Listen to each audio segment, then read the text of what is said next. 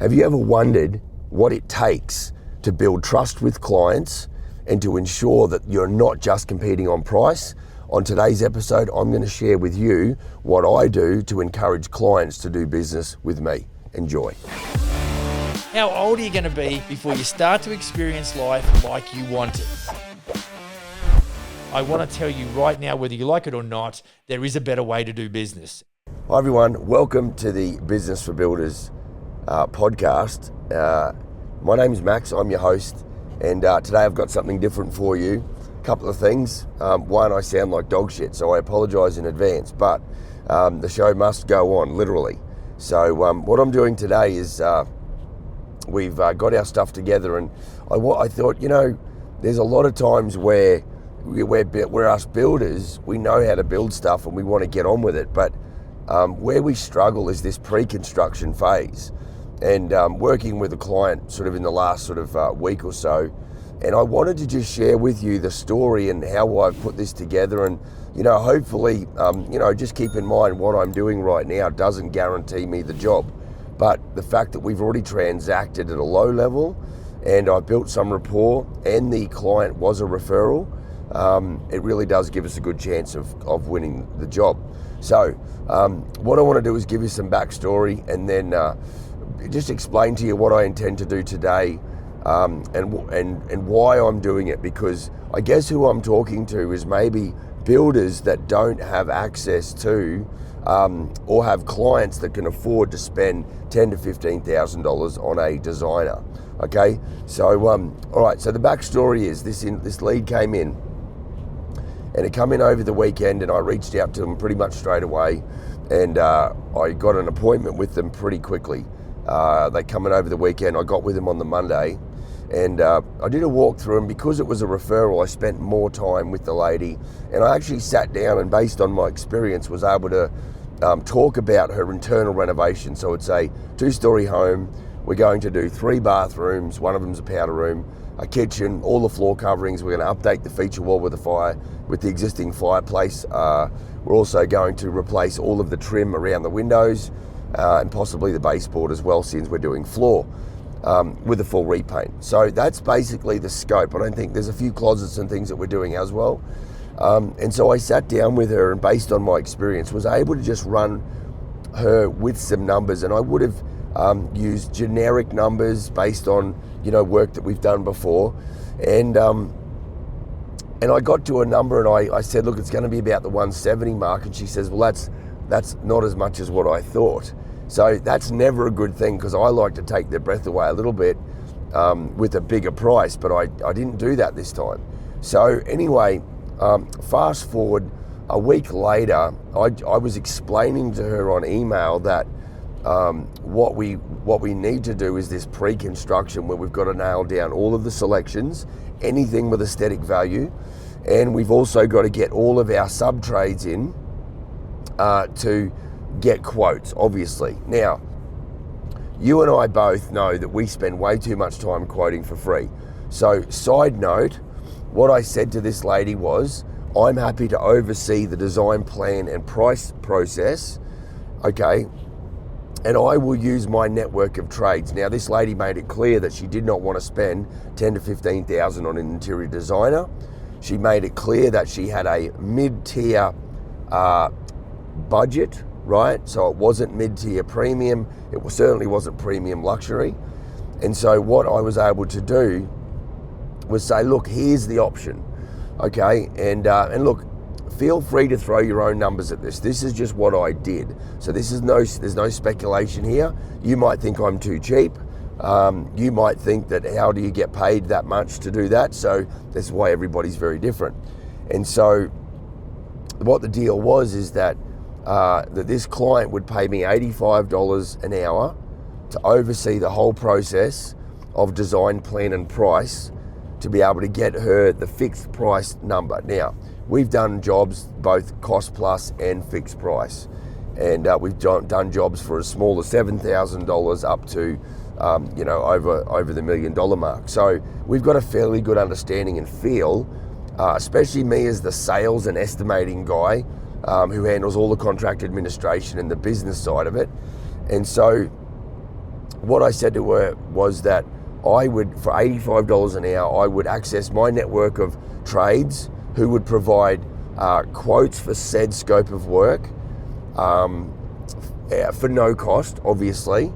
And I would also utilize, which is where we're going today, that's why we're doing this in the truck. We're going to a place called Shepherd's Hardware, and they have a 2-story design center.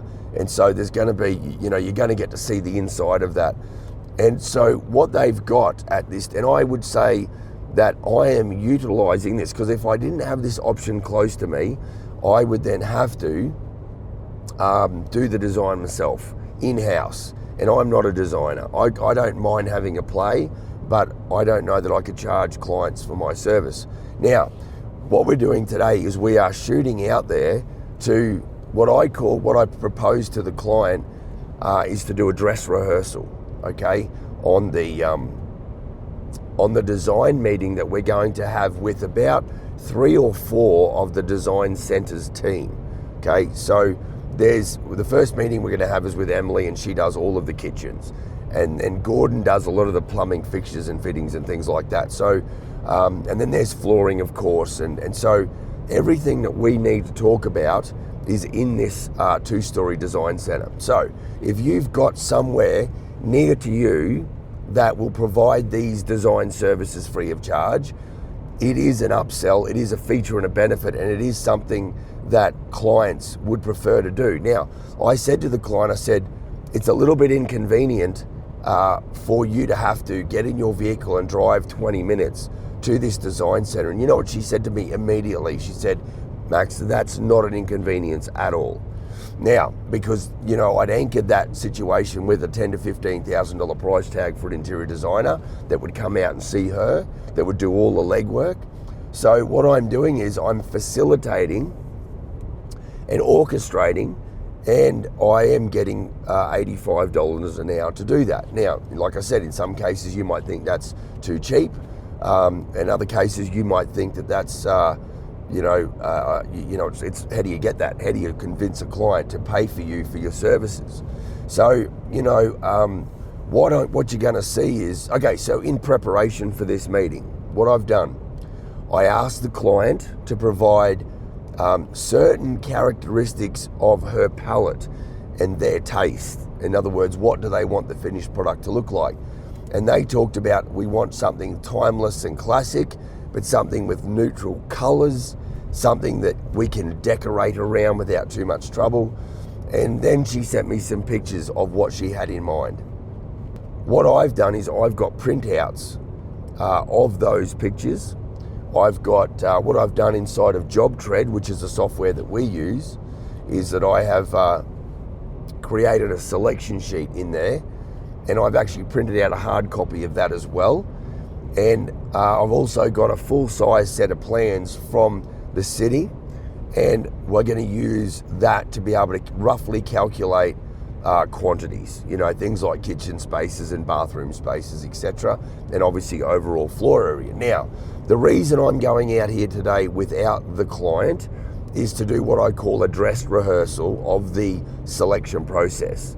So I'm going to do almost like a reconnaissance. So I'm going to go out there and I'm going to talk to the designers, give them a heads up on what's happening. Now, the other thing that I did, and I would encourage you to consider doing the same thing, is that when I was with the client, it's 2 levels, and I did 2 videos, and I just walked around and real slowly recorded all of the spaces that we are going to renovate, right?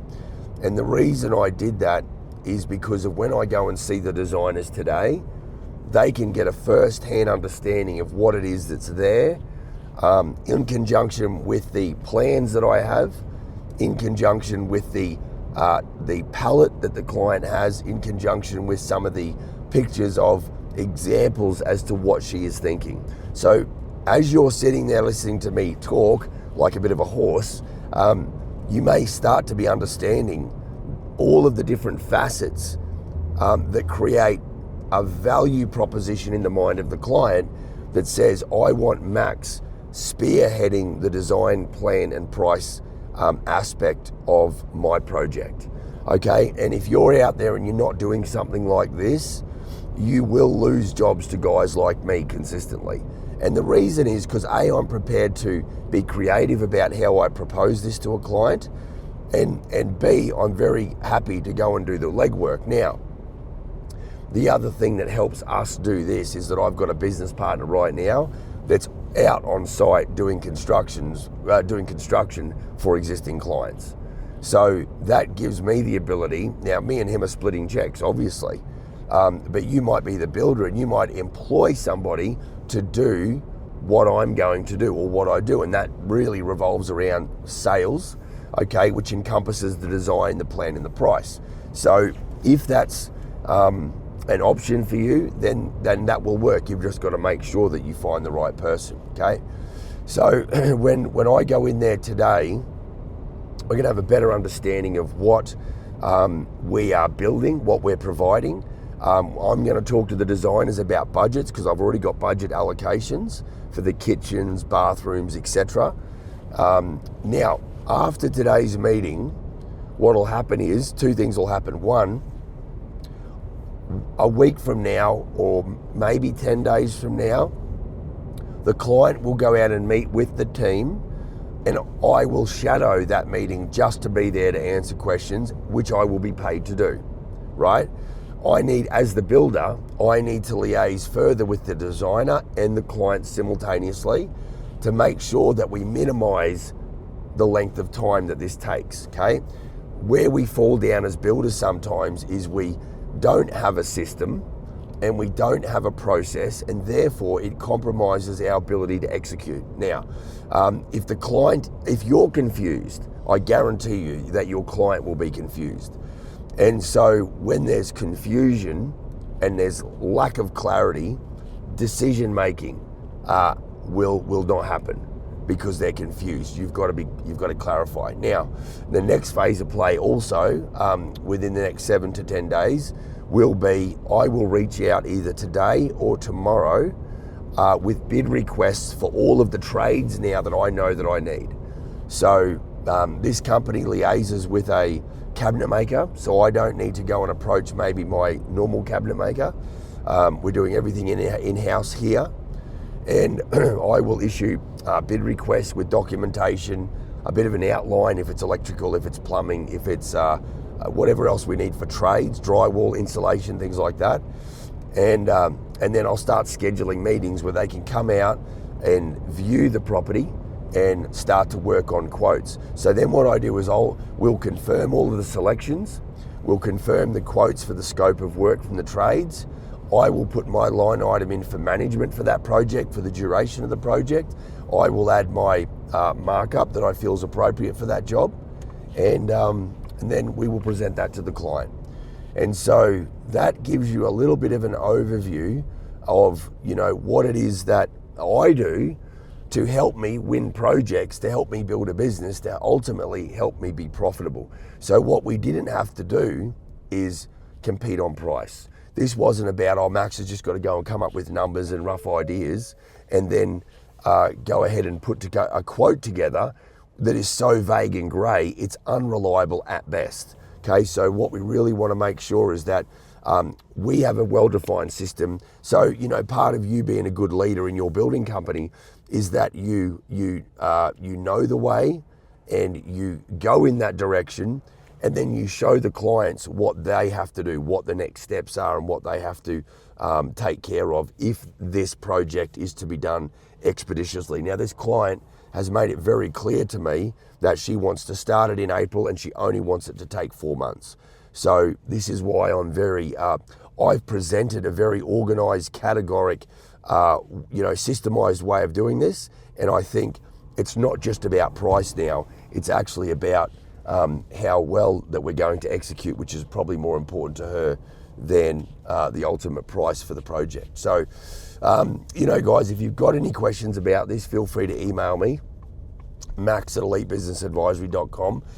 Don't forget, as I've shared on the last few podcasts, it's all about education. And so get across to elitebusinessadvisory.com/academy. I need you to start educating yourself, self-development. That academy is $65 a month US, And it will tell you whether or not you are going to be able to go the distance in this industry at the highest level. Because what I've just presented you with as a system in the pre-construction design, plan and price is something that is unique, but something that needs patience and you need to be calculated. It's very tactical, but it's very effective, and it will help you win jobs at a high level for the right profit margins, the margins that you need to not just run the business, but to expand the business. So look, I hope that helps. If you've got any questions, be sure to reach out. But definitely, go and build that kick-ass business. I'll see you in the next episode. Cheers.